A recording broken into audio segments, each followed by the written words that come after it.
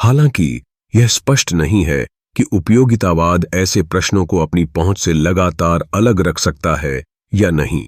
क्योंकि मेरी खुशी समग्र का एक घटक है, इसलिए मेरे द्वारा खुद को किया गया कोई भी नुकसान दुनिया की शुद्ध उपयोगिता को प्रभावित करेगा।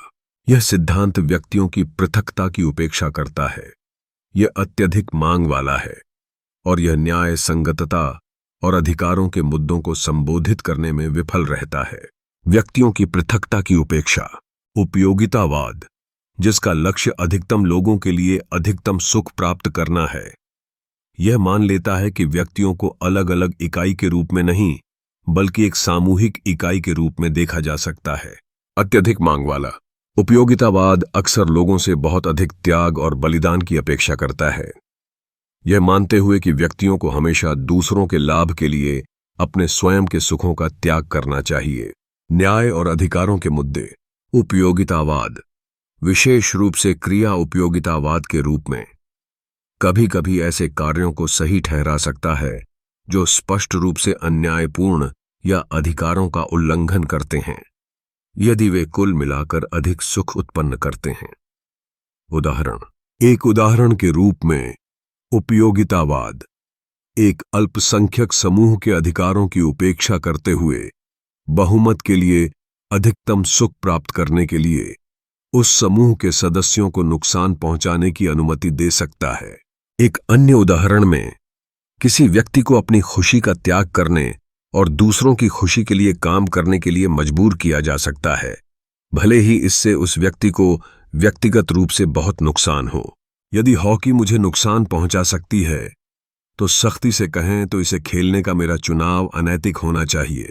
यहां तक कि तुच्छ को भी सिद्धांत रूप में नैतिक रूप से महत्वपूर्ण से अलग नहीं रखा जा सकता है। जैसा कि पीटर सिंगर ने जोर दिया है, एक और जोड़ी जूते की कीमत के लिए आप किसी बच्चे को भुखमरी से बचा सकते थे। एक निरंतर उपयोगितावादी के लिए, जब भी आप अपने स्वयं के अभाव की तुलना में बहुत कम दान करते हैं, तो आप दोषी होते हैं। चूंकि अधिकांश लोगों को यह उनकी स्वीकार्य सीमा से अधिक लगता है, सिंगर ने एक कैलकुलेटर प्रदान किया है जो सुझाव देगा कि आपको दूसरों को गरीबी से बचाने के लिए कितना अलग रखना चाहिए। एक अरस्तुवादी या सद्गुण सिद्धांतकार के लिए मामला कुछ हद तक बेहतर लग सकता है। एक सद्गुण सिद्धांतकार मूल्यों की बहुलता को स्वीकार कर सकता है। आदर्श रूप से सद्गुणी व्यक्ति जो मैं हो सकता था लेकिन बनने में असफल रहा, वह उस सद्गुणी व्यक्ति से भिन्न है जो आप हो सकते हैं। हालांकि यहां भी समग्र प्रवृत्ति को समझा जा सकता है, क्योंकि चाहे सभी के लिए एक ही मॉडल हो या प्रत्येक के लिए एक अलग, हो सकता है कि आप मानवीय उत्कृष्टता के लिए अपनी क्षमता को उतनी कुशलता से साकार न कर पा रहे हों जितनी आपको करनी चाहिए। अरस्तु स्वयं यह कहने से बचते हैं कि प्रत्येक कार्य और विचार नैतिक प्रशंसा या निंदा के अधीन है।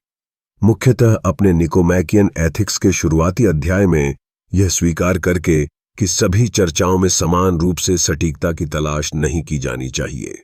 नैतिकता मुक्त स्थान जो मैं अपने लिए बना सकता हूं, वह मुख्यतः इस असंभवता के कारण है कि यह जानना असंभव है कि मेरी क्षमता क्या हो सकती है।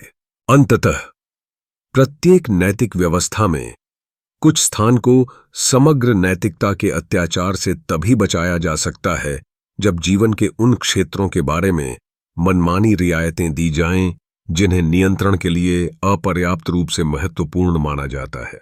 इसकी कीमत असंगतता के रूप में चुकाई जाती है। शायद हमारी त्रुटिपूर्ण प्रकृति को देखते हुए नैतिक व्यवस्था में असंगति एक ऐसा दोष है जिसके साथ हमें जीना होगा, लेकिन फिर भी नैतिकता की संस्था मेरे दूसरे आरोप के लिए खुली रहेगी। कुछ कारणों की दोहरी गणना। शायद हमारी त्रुटिपूर्ण प्रकृति को देखते हुए नैतिक व्यवस्था में असंगति एक ऐसा दोष है जिसके साथ हमें जीना होगा, लेकिन फिर भी नैतिकता की संस्था मेरे दूसरे आरोप के लिए खुली रहेगी। कुछ कारणों की दोहरी गणना, अर्थात एक जैसे तर्कों से किसी सिद्धांत को अच्छा या बुरा साबित कर सकते हैं। कार्य करने के कारण कई प्रकार के होते हैं। वे सनक या दीर्घकालिक चिंताओं से प्रेरित हो सकते हैं, वे मेरे या दूसरों के कल्याण से संबंधित हो सकते हैं, और वे सौंदर्य से लेकर वित्तीय तक किसी भी क्षेत्र से संबंधित हो सकते हैं। कुछ नैतिक कारण होने के कारण विशेष दर्जा प्राप्त करने का दावा करने वाले नियमों का रूप ले लेते हैं, जो स्वतः ही अन्य प्रकार के कारणों पर भारी पड़ जाते हैं। जैसा कि हमने देखा, नैतिकता मनमाने ढंग से आपके कुछ कारणों को अनदेखा करने का निर्णय ले सकती है, जैसे कि आइसक्रीम के एक स्वाद के लिए आपकी पसंद या आपके दरवाजे को रंगने के लिए रंग। लेकिन जब कोई कारण नैतिकता का विशेष बैज धारण करता है, तो अधिकांश दार्शनिक इस बात पर जोर देते हैं कि यह 1966 ईस्वी में विलियम के फ्रैंकेना के शब्दों में, यह सिद्धांत नैतिक मामलों में निर्णायक, अंतिम, सर्वोपरि या सर्वोच्च आधिकारिक है। और 1986 ईस्वी में बर्नार्ड विलियम्स के शब्दों में, यह सिद्धांत नैतिक मामलों में अपरिहार्य है। ऐसी स्थिति को क्या कोई उचित ठहरा सकता है? नैतिक कारणों की एक महत्वपूर्ण विशेषता यह है कि वे हमेशा अन्य सामान्य तथ्यों पर आधारित या अतिरिक्त होते हैं, जिन्हें नैतिकता के संदर्भ के बिना निर्दिष्ट किया जा सकता है। नैतिक सिद्धांतों की तलाश में व्यक्ति अक्सर कई नैतिक दुविधाओं और संघर्षों का सामना कर सकता है, जिससे चीजें और भी जटिल हो सकती हैं। नैतिक सिद्धांतों की तलाश में व्यक्ति को अक्सर 2 या 2 से अधिक नैतिक दुविधाएं उत्पन्न हो सकती हैं।